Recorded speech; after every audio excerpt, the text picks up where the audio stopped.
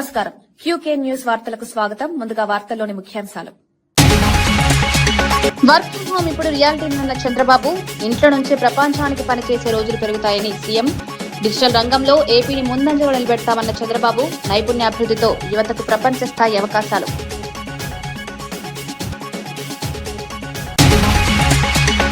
బాధ్యురాలికి నష్టం జరగకుండా చూడాలన్న కల్వకుంట్ల కవిత.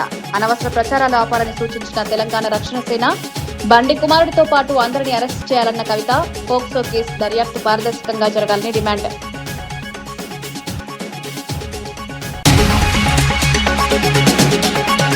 విజయ్ గెలుపుపై వైసీపీ సంబరాలు హాస్యాస్పదమన్న దుర్గేష్. తమిళనాడు రాజకీయాలను ఏపీతో కలపడం మూర్ఖత్వం. వైసీపీ రాజకీయ డైవర్షన్. ప్రజా సమస్యలపై దృష్టి పెట్టాలని సూచన.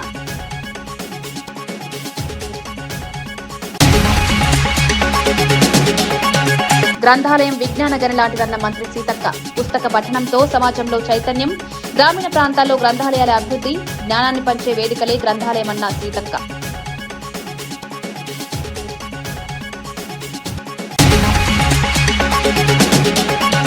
బండి సంజయ్పై మాజీ మంత్రి సత్యవతి రాథోడ్ ఫైర్. బాధితురాలికి న్యాయం జరిగే వరకు పోరాటం. రాజకీయ ప్రభావంతో కేసుని మళ్లించొద్దన్న మంత్రి. మహిళా మంత్రులు ఎందుకు మౌనంగా ఉన్నారని ప్రశ్న.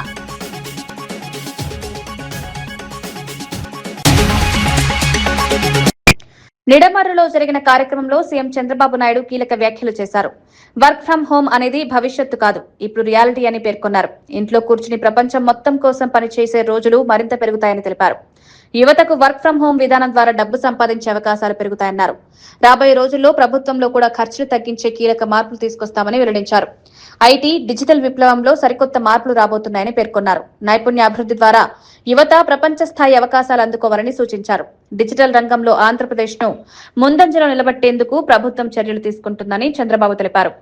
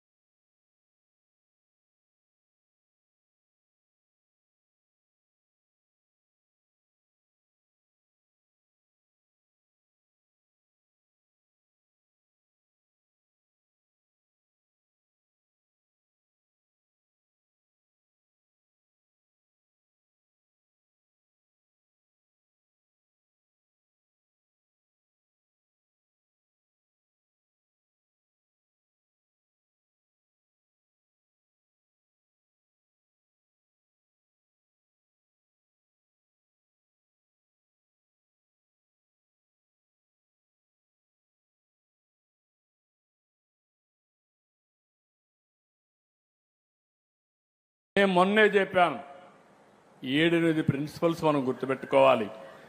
నేను ఇప్పుడు చెప్పడం కాదు. వర్క్ ఫ్రమ్ హోమ్ అనేది ఇట్ ఈజ్ ఎ రియాలిటీ. భవిష్యత్తులో కూడా వర్క్ ఫ్రమ్ హోమ్ వస్తుంది. ఇంట్లో కూర్చొని ప్రపంచం మొత్తం పనిచేసే శక్తి వస్తుంది. డబ్బులు సంపాదించే అవకాశాలు వస్తాయి. గవర్నమెంట్లో కూడా ఇది చేస్తాం. దుబారా ఖర్చు తగ్గించాలి. చాలామంది నేను మొన్నే చెప్పాను, 7-8 ప్రిన్సిపల్స్ మనం గుర్తుపెట్టుకోవాలి. నేను ఇప్పుడు చెప్పడం కాదు. వర్క్ ఫ్రమ్ హోమ్ అనేది ఇట్ ఈజ్ ఎ రియాలిటీ. భవిష్యత్తులో కూడా వర్క్ ఫ్రమ్ హోమ్ వస్తుంది. ఇంట్లో కూర్చొని ప్రపంచం మొత్తం పనిచేసే శక్తి వస్తుంది. డబ్బులు సంపాదించే అవకాశాలు వస్తాయి. గవర్నమెంట్లో కూడా ఇది చేస్తాం. దుబారా ఖర్చు తగ్గించాలి.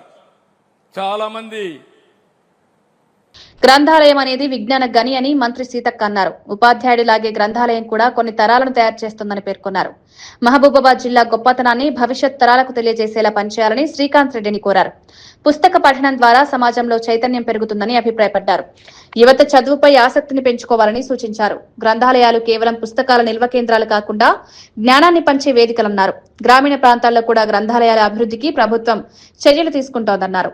విద్యాభివృద్ధి కోసం సమాజం మొత్తం భాగస్వామ్యం కావాలని మంత్రి సీతక్క పిలుపునిచ్చారు. మరి ఇక్కడికి విచ్చేసినటువంటి కాంగ్రెస్ పార్టీ కుటుంబ సభ్యులు, పత్రికా మీడియా సోదరులు, అందరికీ కూడా పేరు పేరున హృదయపూర్వక నమస్కారాలు, ధన్యవాదాలు తెలియజేస్తూ ఉన్నాను. ఈరోజు గ్రంథాలయం అనేది ఏదో పేరుకు గ్రంథాలయం కాదు, అది విజ్ఞాన గని. ఏ అంశంలో నీకు స్పష్టత కావాలన్నా ఆ గ్రంథాలయానికి పోతే కావాల్సినటువంటి నాలెడ్జ్ని, కావాల్సిన సబ్జెక్టును, మనకు తెలియని అనేక అంశాలను కూడా నేర్చుకోవచ్చు, జ్ఞానాన్ని పెంచుకోవచ్చు, చదువును పెంచుకోవచ్చు. కాంపిటేటివ్ ఎగ్జామ్స్ కోసం కూడా మనము ప్రిపేర్ అయ్యి మరి ఆ గని ద్వారా, ఆ గ్రంథాలయం అందించే గొప్ప పుస్తకాల ద్వారా మనము ఎంతో గొప్ప ఉన్నత స్థానంలోకి రావచ్చు. కాబట్టి మరి ఒక టీచర్ కొన్ని తరాలను తయారు చేసినట్టుగా గొప్ప వాళ్ళను, అదేవిధంగా గ్రంథాలయం కూడా అదే రకంగా కొన్ని తరాలను మరి తరగని గనుల్లాగా తయారు చేస్తారు. కాబట్టి ఈ యొక్క మరి మహబూబాబాద్ జిల్లాకు ఉన్నటువంటి విశిష్టత, గొప్పతనాన్ని మరి భవిష్యత్ తరాలకు చాటే విధంగా మరి శ్రీకాంత్ రెడ్డి గారు పనిచేయాలని కోరుకుంటూ నెల్లూరులో తొలిసారిగా నిర్వహిస్తున్న తెలుగుదేశం పార్టీ మహానాడును కనివిని ఎరుగని రీతిలో విజయవంతం చేస్తామని హోంమంత్రి అనిత తెలిపారు. 3 రోజుల పాటు జరిగే ఈ మహానాడుకు రాష్ట్ర నలుమూలల నుంచి లక్షలాది మంది పార్టీ ప్రతినిధులు, కార్యకర్తలు, ప్రజలు హాజరు కానున్న నేపథ్యంలో అన్ని ఏర్పాట్లు వేగంగా కొనసాగుతున్నాయన్నారు. మహానాడుకు వచ్చే ప్రతి ఒక్కరికి ఎలాంటి ఇబ్బందులు తలెత్తకుండా వసతి, రవాణా, తాగునీరు, పార్కింగ్, భద్రత వంటి అంశాలపై ప్రత్యేక దృష్టి పెట్టామని వెల్లడించారు. కార్యకర్తలందరూ కూడా చాలా ఉత్సాహంగా ఎదురు చూస్తున్న ఒక మంచి తరుణం ఈ మహానాడు. ఈ మహానాడు ఈరోజు నెల్లూరు ప్రాంగణంలో ఈరోజు ఏర్పాటు చేయడానికి అనేకమైన కమిటీలు కూడా ఏర్పాటు చేసుకోవడం జరిగింది. ఆ కమిటీల బాధ్యతలు, ఆ కమిటీలు చేసే వాళ్ళ వివరాలు అవన్నీ కూడా ఈరోజు ఇక్కడ చర్చించుకోవడం జరిగింది. అందరూ కూడా చాలా ఉత్సాహంగా ఈ మహానాడులో పాల్గొనాలని మనస్ఫూర్తిగా అందరికీ కూడా తెలియజేసుకుంటున్నాం. మహానుభావుడు నందమూరి తారక రామారావు గారు పెట్టిన పార్టీ అప్పటి నుంచి ఇప్పటి వరకు కూడా భుజాన మోస్తూ గౌరవ ముఖ్యమంత్రి చంద్రబాబు నాయుడు గారు ఈరోజు నూతనంగా జాతీయ వర్కింగ్ ప్రెసిడెంట్గా ఎన్నిక కాబడిన నారా లోకేష్ గారి ఆధ్వర్యంలో జరగబోతున్న మొట్టమొదటి మహానాడు అంగరంగ వైభవంగా ప్రతి ఒక్క కార్యకర్తకి కూడా గుర్తుండిపోయేటట్టుగా చేయడానికి ఇక్కడున్న ప్రతి కార్యకర్త కూడా కృషి చేస్తున్నారు. వాళ్ళందరికీ కూడా అభినందనలు తెలియజేసుకుంటూ మహానాడు కార్యక్రమం దిగ్విజయంగా పూర్తి కావాలని మీ అందరి సహాయ సహకారాలు కోరుకుంటున్నా. Thank you. జై హింద్. తమిళనాడులో విజయ్ గెలిస్తే ఏపీలో వైసీపీ సంబరాలు చేసుకోవడం హాస్యాస్పదమని ఏపీ మంత్రి కందుల దుర్గేష్ వ్యాఖ్యానించారు. ఊర్లో పెళ్లికి కుక్కల హడావిడిగా అనే సామెత గుర్తొస్తోందని సెటైర్లు వేశారు. తమిళనాడు రాజకీయాలు వేరు, ఏపీ రాజకీయాలు వేరు అని పేర్కొన్నారు. 2 రాష్ట్రాల రాజకీయాలను కలపడం మూర్ఖత్వమని విమర్శించారు. విజయ్ గెలుపును వైసీపీ తమ విజయంగా చూపించుకోవడం రాజకీయ డైవర్షన్ మాత్రమేనన్నారు. ప్రజలు ఈ రాజకీయ నాటకాలను గమనిస్తున్నారని పేర్కొన్నారు. ఏపీ అభివృద్ధి అంశాలపై మాట్లాడకుండా ఇతర రాష్ట్రాల రాజకీయాలపై హడావిడి చేయడం సరికాదన్నారు.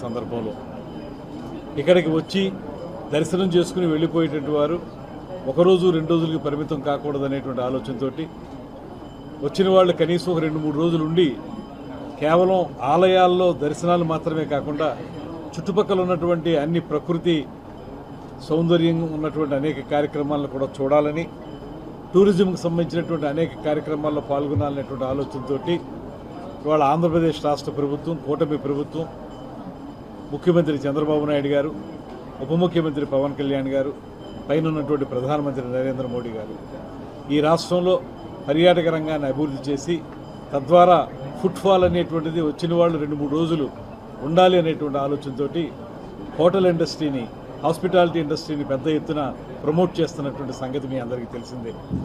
అందుకే ఇవాళ ఈ రాష్ట్రంలో గడిచిన ఈ 20 నెలల కాలంలోనే ముఖ్యంగా పర్యాటక రంగంలో రమారమి 20,000 కోట్ల పెట్టుబడులకి మేము ఎంఓయూలు చేయడం జరిగింది.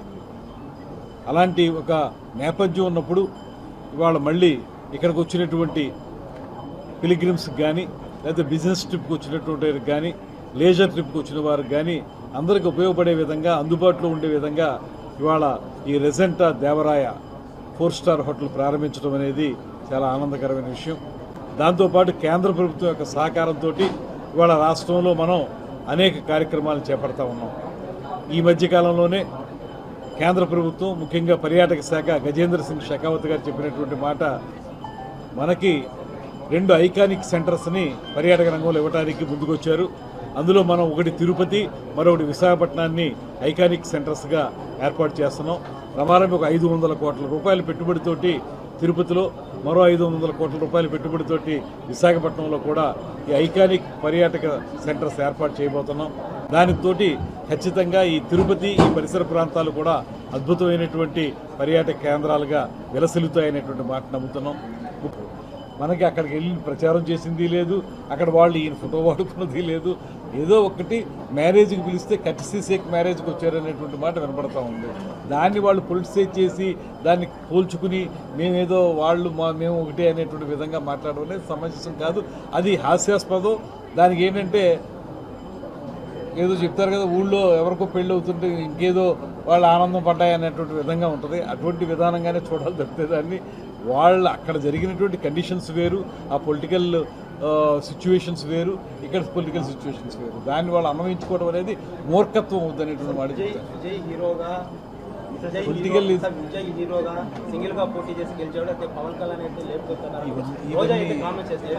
ఇవన్నీ ఇప్పుడు ఇది వచ్చింది మనం వేరే విషయం అయినా కూడా ఇంకోటి కూడా చెప్తాను. ఇక్కడ నేను ఇంతకుముందు చెప్పినట్లుగా ఇక్కడ రాజకీయ నేపథ్యం వేరు, అక్కడ రాజకీయ నేపథ్యం వేరు. అలా పోల్చడం అనేది సరైనది కాదు. అలా అయితే ప్రతి రాష్ట్రంలో చాలా రకాలుగా జరుగుతూ ఉంటాయి. అవన్నీ మనం రాష్ట్రానికి అన్వయించుకోవడం, పోల్చుకోవడం అనేది కరెక్ట్ కానే కాదు. ఇక్కడ నేపథ్యం ప్రకారం మాట్లాడుకున్నాం, ఈ రాష్ట్ర రాజకీయ పరిస్థితుల ప్రకారం మాట్లాడుకోవాలి తప్పితే వేరేగా మాట్లాడడానికి లేదు. అమరావతిని టెక్నాలజీ హబ్ గా తీర్చిదిద్దే దిశగా కీలక పరిణామాలు చోటు చేసుకుంటున్నాయి. JPR university chancellor Regina, quantum AI global CEO Sanjay ప్రతినిధి బృందంతో కలిసి సీఎం కార్యదర్శి ప్రద్యుమ్నను కలిశారు. అమరావతి క్వాంటమ్ వ్యాలీ ప్రాజెక్టులో పెట్టుబడులు పెట్టేందుకు ఆసక్తి వ్యక్తం చేశారు. ఆధునిక టెక్నాలజీ ఆవిష్కరణల కేంద్రంగా అమరావతిని అభివృద్ధి చేయాలన్న లక్ష్యంతో ఈ చర్చలు జరిగాయి. క్వాంటమ్ టెక్నాలజీ, ఆర్టిఫిషియల్ ఇంటెలిజెన్స్ రంగాల్లో పెట్టుబడులు రాష్ట్రానికి మేలు చేస్తాయని అధికారులు భావిస్తున్నారు. టీంతో కూడా వర్క్ చేయడానికి క్వాంటమ్ ఏఐ గ్లోబల్ మిషన్తో పాటు ఆ కంపెనీతో పాటు మేము కలిసి ఇక్కడ వర్క్ చేయబోతున్నాం. మా ధన్యవాదాలు ఆంధ్రప్రదేశ్ గవర్నమెంట్కి, చంద్రబాబు నాయుడు గారికి. I'm the founder and CEO of Quantum AI Global.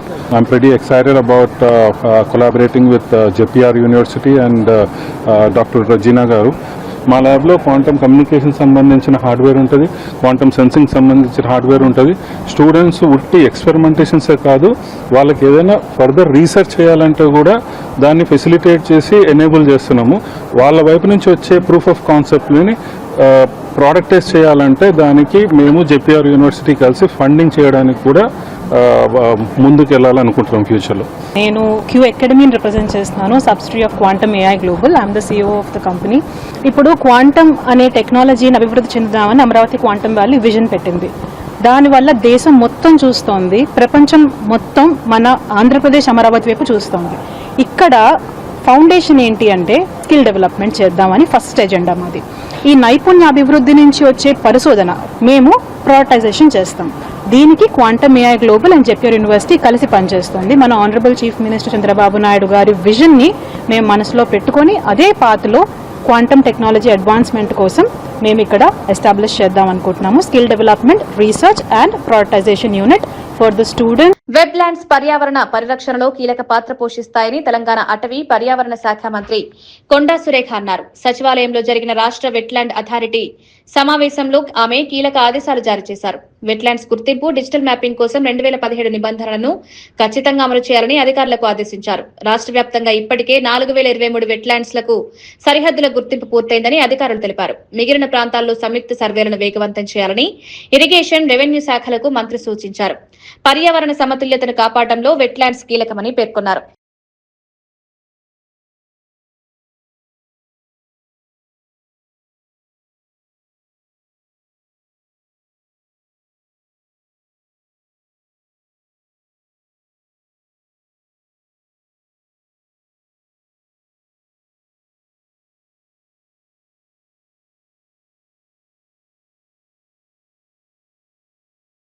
Tamil Nadu రాజకీయాల్లో ఏఐఏడీఎంకే అంతర్గత విభేదాలు మరోసారి బయటపడ్డాయి. పార్టీ సీనియర్ నేత సివి షణ్ముగం ఎడప్పాడి పళనిస్వామిపై సంచలన ఆరోపణలు చేశారు. గతంలో డీఎంకే నుంచి తనకు 2 ఫోన్ కాల్స్ వచ్చాయని తెలిపారు. ఆ తర్వాత ఏవీఎస్ స్వయంగా డీఎంకేతో చేతులు కలిపి ప్రభుత్వం ఏర్పాటు చేస్తామన్నారని ఆరోపించారు. ఈ వ్యాఖ్యలు ప్రస్తుతం అన్నా డీఎంకేలో ప్రకంపనలు సృష్టిస్తున్నాయి. పార్టీలో అసలు ఏం జరుగుతోందన్న చర్చ మొదలైంది. రాజకీయ వ్యూహాలపై నేతల మధ్య విభేదాలు మరింత పెరిగే అవకాశం ఉందని విశ్లేషకులు భావిస్తున్నారు. 4ஆம் தேதி தேர்தல் முடிந்து வெற்றி பெற்ற சான்றிதழ் வாங்குகிறோம். நான் 6:30 மணிக்கு வாங்குகிறேன். வாங்கிட்டு உடனே வீட்டில் கொடுத்துட்டு சென்னைக்கு கிளம்பிட்டேன். வந்து கொண்டே இருக்கிறேன். ஒரு 7:30 மணி இருக்கும் நான் செங்கல்பேட்டை தாண்டும் போது. யார் என்று பேரெல்லாம் கேட்காதீங்க, அதெல்லாம் கேட்காதீங்க, சொல்ல மாட்டேன். திமுகவிலிருந்து 2 முன்னாள் அமைச்சர்கள் எங்கள் லைனுக்கு வர்றாரு. என்னடா இவங்களுக்கு சம்மந்தமே இல்லை, நம்ம கூட வராங்க. முதல்ல நம்பர் தெரியாமல் எடுத்துட்டேன். நான் தான் பேசுகிறேன். என்ன பார்த்து நல்ல பதவியை வாங்கிக்கணுவாங்க. நம்ம தோத்துட்டோம், என்ன நல்ல அமைச்சர், என்னமோ பேசுகிறாரு, ஒன்றும் புரியல விட்டேன். அப்புறம் இன்னொரு அமைச்சர் வராரு. இல்லை என்னன்னா நான் 5 வருஷமாக கண்டுக்கல, இப்போ தான் ஃபோன் பண்ணிக்கலன்னு கேட்டேன். இல்லை எல்லாம் நல்லபடியாக போகுது, எல்லாம் நல்லா பார்த்துங்க, நல்லா அமைச்சர் என்னமோ சொல்கிறாங்க. எனக்கு ஒன்றும் புரியல. நாங்கள் தோல்வி இதில் அந்த சங்கடத்தில் விட்டுட்டோம். நைட்டு வந்துட்டோம். காலையில் தான் இதனுடைய விஷயமே எங்களுக்கு புரியுது. காலையில் எங்களுக்கு செய்தி வருது, பொய்ச்சாளர் என்னன்னு பேசுகிறாரு, நம்ம ஆட்சி அமைக்கிறோம். என்ன சொல்கிறீங்க? திமுக நமக்கு ஆதரவு தருகிறது, வெளியிலேருந்து ஆதரவு தருகிறார்கள். நான் டெல்லியில் பேசிட்டேன், எல்லாம் முடிஞ்சிருச்சு.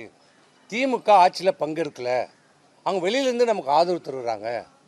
அந்த கூட்டணியில் இருக்கிறவங்களுக்கு மட்டும் ஒரு அமைச்சர் கொடுங்க, மீதி எல்லாம் நீங்கள் எடுத்துங்க, நமக்கு ஒரு 25 அமைச்சர்கள் கிடைக்கும்.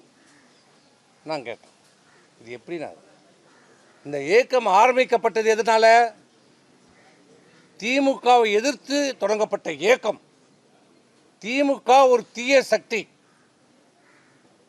அது அழிக்கப்பட வேண்டும் என்று சொல்லி தொடங்கப்பட்ட இயக்கம். புரட்சித் தலைவர் எம்ஜிஆரால் தொடங்கப்பட்ட இயக்கம் அனைத்து இந்திய அண்ணா திராவிட முன்னேற்ற. ఛత్తీస్గఢ్ లోని నారాయణపూర్ జిల్లా అబుజ్మాడ్ అటవీ ప్రాంతంలో భద్రతా బలగాలు భారీ మావోయిస్టు డంపును స్వాధీనం చేసుకున్నాయి. కోంబింగ్ ఆపరేషన్ లో భాగంగా సీఆర్పీఎఫ్, బీఎస్ఎఫ్ సంయుక్తంగా ఈ ఆపరేషన్ నిర్వహించాయి.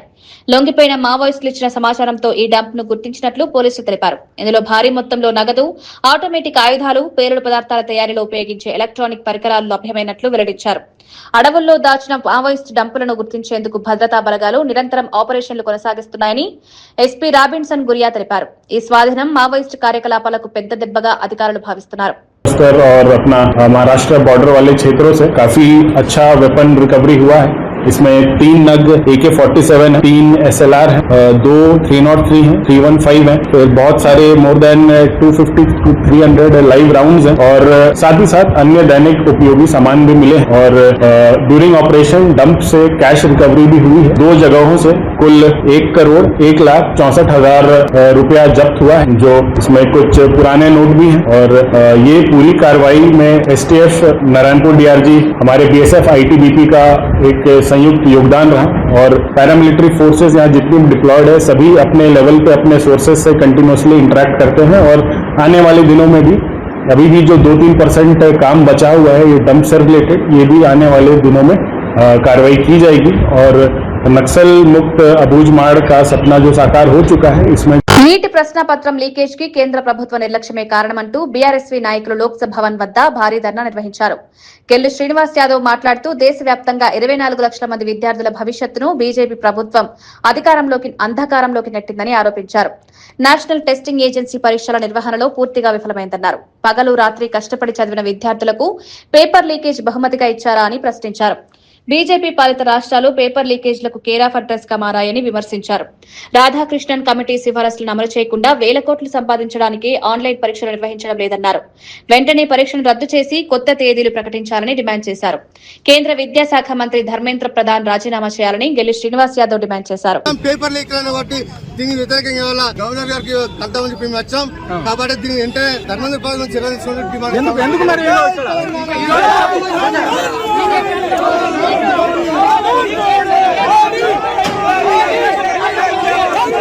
పోక్సో కేసులో బండి సంజయ్ కుమారుడు బండి భగీరథ్ ను వెంటనే అరెస్టు చేయాలని మహిళా సంఘాలు పేట్ బషీర్బాద్ పోలీస్ స్టేషన్ ఎదుట భారీ ధర్నా నిర్వహించాయి. కేంద్ర సహాయ మంత్రి బండి సంజయ్ ను బర్తరఫ్ చేయాలని నినాదాలు చేశాయి. భగీరథ్ పై నమోదైన కేసులో పోలీసుల విచారణ అనుమానాస్పదంగా ఉందని ఆరోపించాయి. కేసును ప్రభావితం చేసే ప్రయత్నాలు జరుగుతున్నాయని విమర్శించాయి. స్టేషన్ ముట్టడి నేపథ్యంలో పోలీసులు స్టేషన్ గేట్లను మూసివేసి భారీ బందోబస్తు ఏర్పాటు చేశారు. బాధితురాలికి న్యాయం జరిగే వరకు ఉద్యమం కొనసాగిస్తామని మహిళా సంఘాల నేతలు స్పష్టం చేశారు. చట్టం ముందు అందరూ సమానమేనని పేర్కొన్నారు.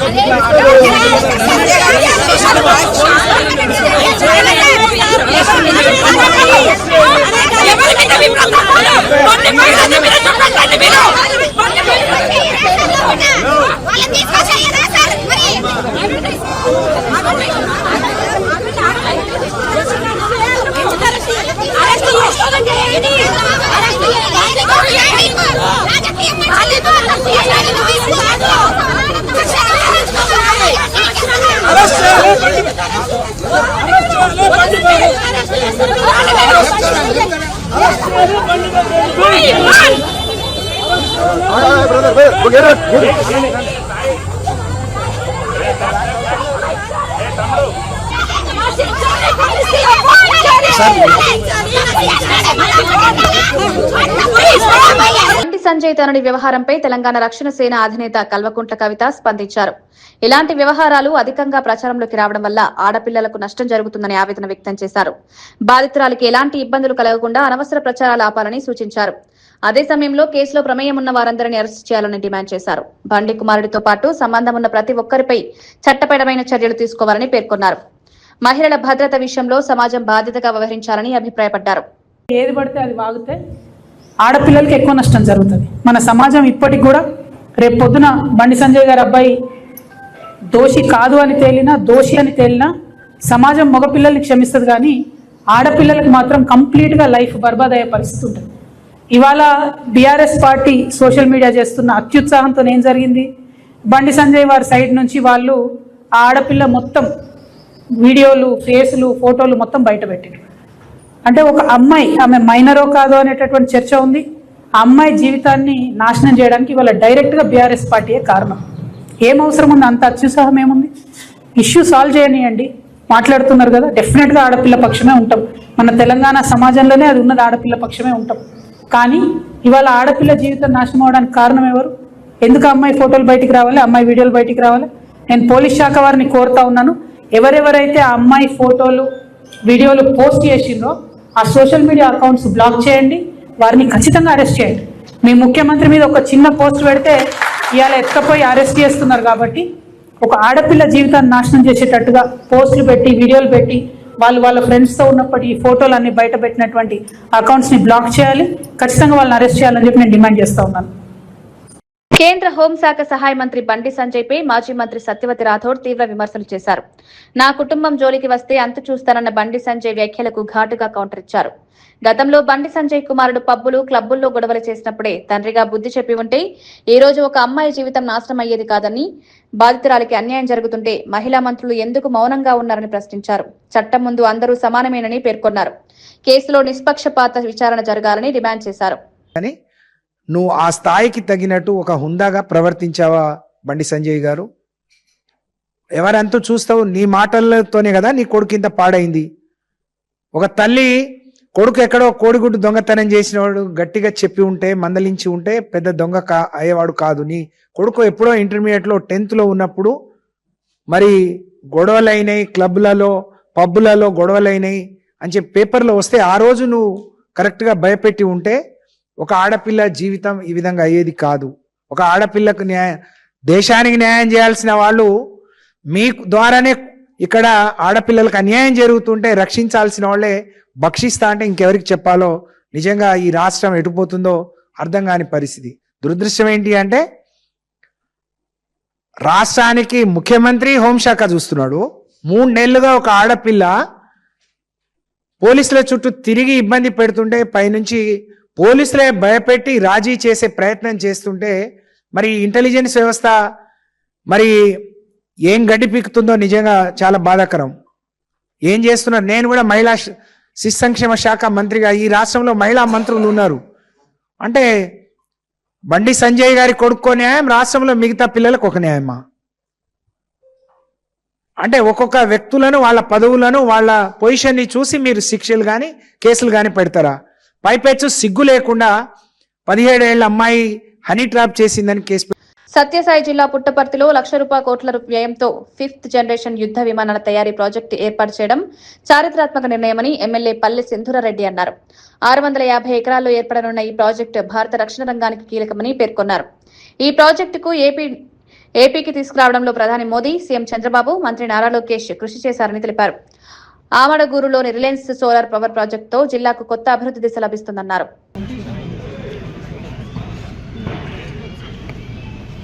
చేసాక ఫోటో చేసుకున్నాక ఇప్పుడు గదిలో కూర్చుంటారు. సో మిగిలిన అందరూ కూడా మీటింగ్లోకి వచ్చేస్తారు.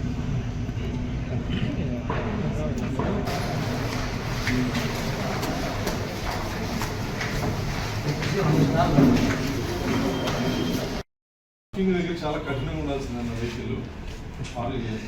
ఎవరు చెప్పినా ఆ దింపేసి లోపలికి పోవాల్సిందే వెహికల్. ఒకటేనా పార్కింగ్ పబ్లిక్ పార్క్ పక్కనే దానికి అడిషనల్గా మన స్టేషన్కి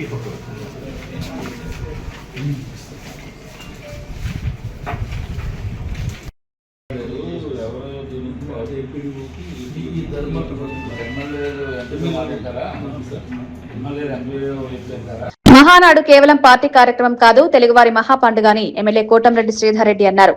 నెల్లూరు జిల్లా మొత్తం మహానాడు వేడుకల సందర్భంగా పసుపుమయం కానుందని తెలిపారు. ప్రతి తెలుగుదేశం పార్టీ కార్యకర్త ఈ మహాపండుగ విజయానికి కృషి చేస్తున్నారని పేర్కొన్నారు. నెల్లూరులో జరిగే మహానాడు ఇప్పటివరకు ఎక్కడా లేని విధంగా వైభవంగా నిర్వహిస్తామని చెప్పారు. మహానాడు చరిత్రలో నిలిచిపోయేలా ఏర్పాట్లు చేస్తున్నామని తెలిపారు. పార్టీ శ్రేణులంతా భాగస్వాములై కార్యక్రమాన్ని విజయవంతం చేస్తారని విశ్వాసం వ్యక్తం చేశారు. మరి ఈ మహానాడు మొట్టమొదటిసారిగా నెల్లూరు జిల్లాలో జరుగుతోంది. తెలుగుదేశం పార్టీ చరిత్రలో నెల్లూరు జిల్లాలో జరగటం ఇది మొట్టమొదటిసారి. మాకు కూడా చాలా సంతోషంగా ఉంది. కారణం ఏంటంటే మేము కూడా తెలుగుదేశం పార్టీకి వచ్చి కొత్త 4 సంవత్సరాలు అయింది. మరి ఈ పరిస్థితుల్లో ఏదైతే నెల్లూరు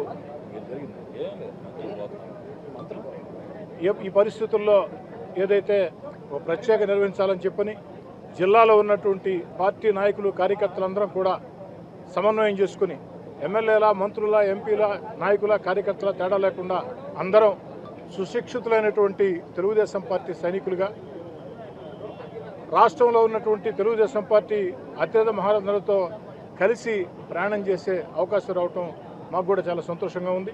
అందరం కలిసి నెల్లూరు జిల్లా మహానాడు ఎంత అద్భుతంగా జరగబోతుందంటే, భవిష్యత్తులో మహానాడు గురించి చర్చకు వచ్చినప్పుడు నెల్లూరుకు ముందు, నెల్లూరు తర్వాత అనేదానికంటే కూడా ఈ మహానాడు ప్రతి తెలుగుదేశం పార్టీ అభిమానికి ఎంతో ప్రతిష్టాత్మకం.